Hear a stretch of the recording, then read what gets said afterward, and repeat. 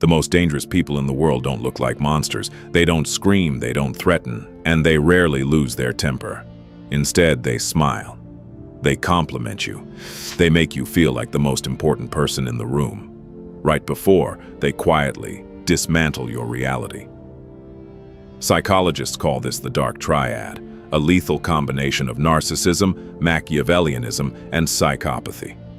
High-level manipulators who possess these traits are social chameleons. They study your vulnerabilities like a scientist in a lab, using advanced psychological frameworks to control your choices without you ever realizing it. But even the most skilled manipulators leave breadcrumbs. In this video, we are diving deep into behavioral psychology to uncover the 4 subtle, high-level tactics they use to bypass your boundaries. Once you recognize these tactics, manipulators become much easier to spot. Let's begin.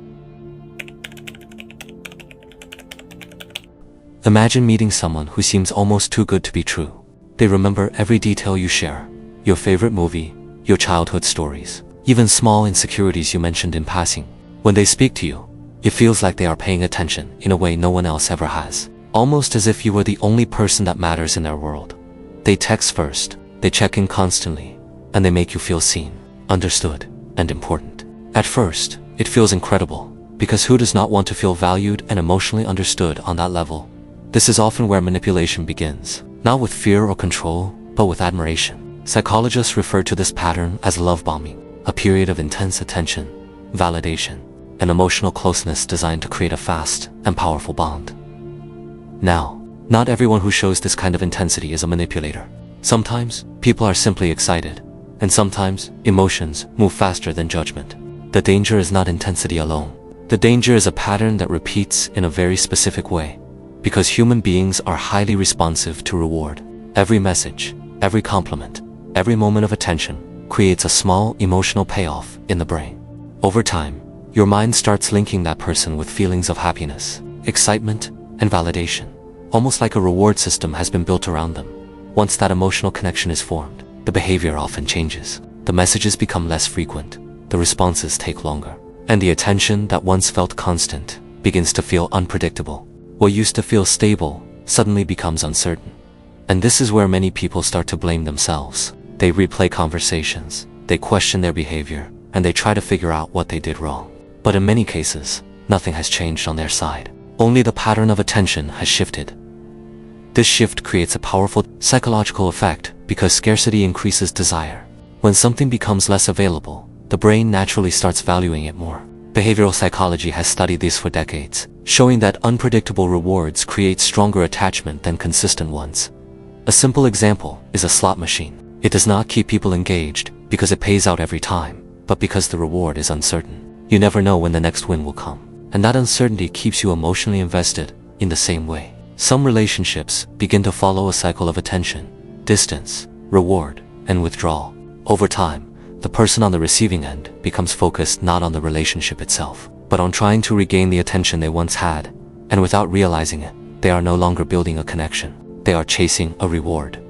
That is the key difference. Healthy relationships are built on consistency, while manipulative dynamics often create emotional instability that keeps you searching for clarity.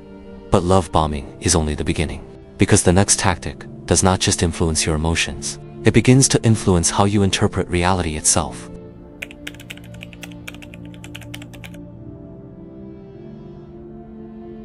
Most people think manipulation happens through pressure or obvious control. But in reality, some of the most effective manipulation happens through normal conversation. It doesn't feel aggressive. It feels logical, even reasonable. But something important is happening underneath the surface. High-level manipulators rarely answer questions directly. Instead, they redirect the conversation. They shift the focus, or they respond with a question that forces you to explain yourself. And slowly, without realizing it, you stop asking for clarity and start defending your position. This works because most people assume conversations are about exchanging information. But in reality, conversations can also be used to control direction. Not through what is said, but through what is avoided. Over time, you begin to notice something strange. You leave conversations feeling unclear, but also responsible for the confusion. And this is where the shift becomes powerful. Instead of the manipulator defending their position, You begin defending yours. Instead of receiving clarity, you are the one trying to justify yourself. Without realizing it, the direction of the conversation has completely changed. This is why these patterns are difficult to notice in real time, because nothing feels dramatic. Nothing feels obvious. It just feels like conversation.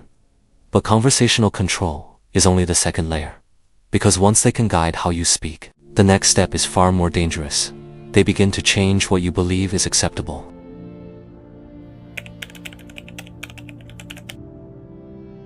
Imagine running a race where the finish line moves every time you get closer to it. No matter how hard you run, you never quite arrive. For many people, manipulation does not feel like conflict. It feels like constantly trying to earn approval that never fully comes. At first, the expectations seem reasonable. Be more attentive, work harder, communicate better, show more commitment, and so you do. You improve. You adapt. You put in more effort because you believe the relationship simply needs more work. For a moment, it feels like progress. Then something changes. The standards shift. What was once enough is, suddenly, no longer enough. The appreciation fades. The expectations rise. The goalposts move. Yesterday's success becomes today's minimum requirement. And without realizing it, you enter a cycle with no finish line. This pattern works because human beings naturally seek approval and consistency. When we invest time, energy, and emotion into something, walking away becomes difficult. Psychologists call this the sunk cost effect. The more we invest, the harder it becomes to stop, even when the outcome is hurting us. So, people try harder, they give more, they sacrifice more, not because things are improving, but because they hope everything will return to how it used to be. Over time, something subtle begins to happen. You stop asking if this is fair and start asking what else you can do. That shift is powerful because the moment you stop evaluating the situation and start blaming yourself, control quietly changes hands. Of course, expectations can change in healthy relationships. People grow, circumstances change, needs evolve. The warning sign is not change itself. It is a pattern where the standards keep moving, but the approval never arrives. Healthy relationships provide clarity, while manipulative ones create uncertainty. One helps you grow, while the other keeps you running in circles. And perhaps that is the most dangerous part. When the finish line never stops moving, exhaustion begins to feel normal, but changing expectations are still only part of the pattern, because the final tactic often goes unnoticed. It does not change your standards, it changes your reality.